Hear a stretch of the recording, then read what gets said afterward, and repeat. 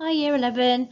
So today we're going to have a look at how systems that are used to secure water supplies impact the environment and ecosystems.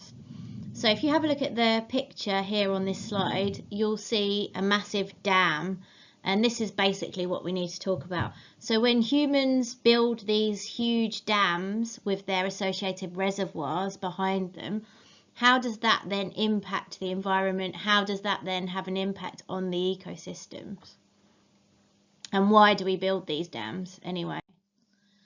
So, question for you. What percentage of the Earth's surface is covered in water? Have a guess. So if you said 71%, you would be correct. 71% of the Earth's surface is covered in water. When we look at the Earth from space, it's called the blue planet because there's so much water on the Earth. So how could there possibly be any sort of issue with not having enough of a water supply? And actually, it's because we need to make the distinction between the salty water in the oceans and the fresh water, which is the water that we can drink, the water that we can put onto our crops. And there's a difference between the two. We can't drink seawater, it's too salty. We can't put seawater onto our crops, it would kill the crops with the salt. Now, some people always say at this point, can't you just filter out the salt? Can't you just take the salt out of the seawater?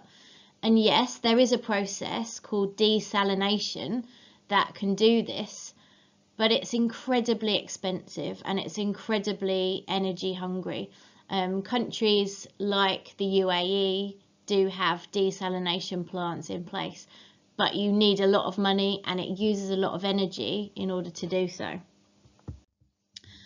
What percentage of the Earth's water is salt water then, do you think? Have a guess. And if you said 96.5%, you would be correct. So now we can start to see why there might be an issue with water supplies, because 96.5% of the Earth's water is saline, is salty. We cannot drink it, we cannot put it on our crops. So it's only a small percentage of the Earth's water that is actually fresh water and actually available for us to use as humans. So where does this fresh water come from? Well, quite a large percentage of it, 68.6%, is actually locked up in the ice caps and the glaciers. So it's frozen. So currently not accessible to us. Obviously we know with climate change that ice is melting, but a huge percentage of that fresh water, which remember was a very small percentage of the total water of the Earth, is actually locked up in the ice and not accessible to us. And 30.1% is under the ground. There are huge underground reservoirs of water called aquifers beneath the ground. Now, some of this water beneath the ground is also inaccessible to us. It is too deep for us to be able to get to. So again, there's a further percentage of that fresh water that we cannot get to. And actually only 1.3% of the fresh water is found in the rivers, lakes, the swamps, the permanently frozen ground, the permafrost, and the atmosphere. So a very small percentage is actually found in those visible sources that we can see. And when we look at the issue in terms of water supply around the world, demand for fresh water is increasing. Why do you think demand for fresh water might be rising? So yeah, with population growing exponentially in many LIDCs, we've got increased demand from people wanting fresh water. We've also got increased demand from agriculture. And as countries develop and get richer, instead of going to fetch their supply of water from the lake and carry it back in a bucket on their head back to their house, we start to see people having piped water supplies into their houses, which obviously increases the demand for water massively. Then we've got the situation that rain doesn't fall evenly around the world. We've got that map of the world there. Look at the colours. The green is where it rains the most, and then the sort of purpley, lilac-y colours are where it rains the least. So let's remember, where does it rain the most? That's right, along the equator is where we get most rainfall. Can you remember why that is? What air pressure do we get at the equator? Low pressure. Hopefully you all said low pressure. Remember, high equals dry. And then some places have seasonal variations. So some parts of the world, the savannah for example, have very distinctive wet and dry seasons. Parts of Asia, they have the monsoon rains where it absolutely chucks it with rain for several weeks, and then it's completely dry for several months after that. So some places have an issue in that most of their supply falls in a very concentrated period of the year. And there's plenty of rain falling in those monsoon rains for them to have enough water for the whole year. But you've got to store it somehow. If it's all raining at once, you've got to keep it, you've got to capture it so that you've got that water to use during the dry season. So there are lots of parts of the world where they have a situation where the demand for fresh water is greater than the supply, either all year round or for certain parts of the year during the dry season. And we know that when we've got demand greater than supply, that's where we start to see issues and problems. So actually providing enough fresh water where the people need it is a big challenge. And so one of the things that humans have worked out that they can do is to build reservoirs to store that water. And to move that channel artificially from one place to another. So taking the water from where there is plenty, where there's far greater supply than the demand, and moving it to places where there isn't as much. So in this country, for example, moving that water from Wales to Birmingham. In China, they've got a massive north to south water transfer scheme to move that water for where it's needed. So a reservoir is a man-made lake essentially, and if you build a reservoir, you can store a huge volume of water. So you have to build a dam in order to create a reservoir. So if you have a look at the bottom left-hand picture, you can see they've built this huge, bit wobbly, dam across the river. They've built this massive wall across the river, and you can see that that's then stopped the flow of water. And what they can then do is they can then divert that flow of water into the reservoir, which is here. And you can see this huge store of water in the reservoir behind the dam. And what that does is it then stores the water from the wet season for the dry season. When you've got excess rain falling, you simply divert that flow of water into your reservoir and the level of water increases.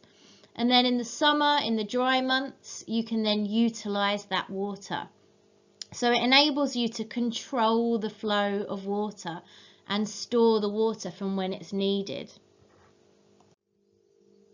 This is one of the world's largest dams called the Three Gorges Dam, and it's in China. A lot of the largest things like this are in China. And actually the reservoir that's been created here is 650 kilometres in length, which is actually the distance from London to Edinburgh. So it's absolutely massive store of water. So I think sometimes we forget how much bigger China is as a country compared to our tiny little country.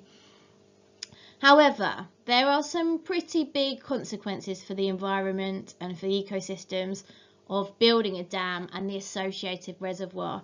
So imagine how much land had to be flooded in order to build this reservoir. Thousands of towns and villages were submerged beneath the water.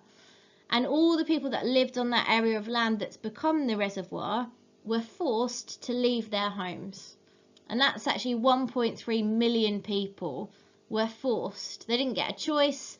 There's a compulsory purchase order on their house. They had to move. They had to leave. So all those people have lost their home and they've had to move elsewhere. Also, you've flooded all of those natural habitats. All of the ecosystems that were there before on that land are now submerged beneath the water. There's also a little picture there of the Chinese river dolphin, and that's actually, unfortunately, become extinct because it previously migrated up the river, up and down the river in order to breed. And building that reservoir, building that massive wall across the river, stops animals like the Chinese river dolphin being able to move up and downstream. So lots of fish, lots of animals have their migration routes impacted by these big dams. Okay, so if you can print out this page, that's brilliant, and then get 2 highlighters so you can highlight the impacts upstream and downstream. If not, then you could just do a line down the middle of your page and have impacts upstream and downstream. So by upstream, I mean the river before the dam, and by downstream, I mean the river after the dam. So see if you got those impacts correctly colour-coded. So the second human activity that we use in order to try to secure water supplies is a transfer scheme. So using artificial channels to move water from where we've got plenty to where we need it. So if you have a look at the pictures at the bottom, we can sort of split rivers and create a man-made channel that will take the water in another direction. We can build canals, so man-made rivers, to try and bring water through gravity from where we've got plenty to where we need it. Or the bottom right there, you can even use pipelines. And in Australia, in the snowy mountains, they've got these pipelines, huge pipelines built through the mountains to bring the water from the snowy mountains into the outback where they haven't got as much or enough water at all. So I think you could probably see from looking at these pictures how they impact the environment, how they impact the ecosystems. And there are several things that we can mention. So if you are moving water from one place to another, within that water there will be species, there will be fish, there will be algae, for example. And so you are moving alien species from one place to another. I don't mean little green men, little aliens within the water. I mean species that would not normally be found in that new location are brought through that artificial channel into the ecosystems, and they can then wreak havoc in the new ecosystem. You also use energy to pump water. If you're having to rely on pumping that water rather than gravity, that can then create greenhouse gases in order to move it. And then again, you are creating channels through ecosystems. You are destroying the ecosystems as you move that water through. This is obviously England and Wales, and you can see that we've got many schemes throughout the country where we're moving water from one place to another. So for example, from Wales into Birmingham. Wales has plenty of rainfall and not as much demand because not as many people live there. Birmingham has less rainfall and a much greater demand, being England's second largest city. So we move the water from Wales into Birmingham. Okay, so the key question is, will we run out of natural resources? Are we going to be able to provide a population of 9 billion people with enough food, water and energy for the future in order to be able to maintain the lifestyle that we live today? So there's a question at the bottom there. Do you think food, water or energy is the most challenging issue facing the world at this current point? Why do you think this? And what do you think the potential environmental impacts of trying to provide enough supplies of your particular chosen resource might be? So for today's lesson, you should have done the table of the impacts of the dam upstream and downstream. Just make a few notes for yourself, or you could find the little A5 revision booklet that I gave you and find paper 2, find the Resource Reliance section and highlight the notes in there if you'd prefer to do it that way. And then I'd like you to answer this question here and upload for me your answer to that question, please. Any questions, just put me a question in the discussion window.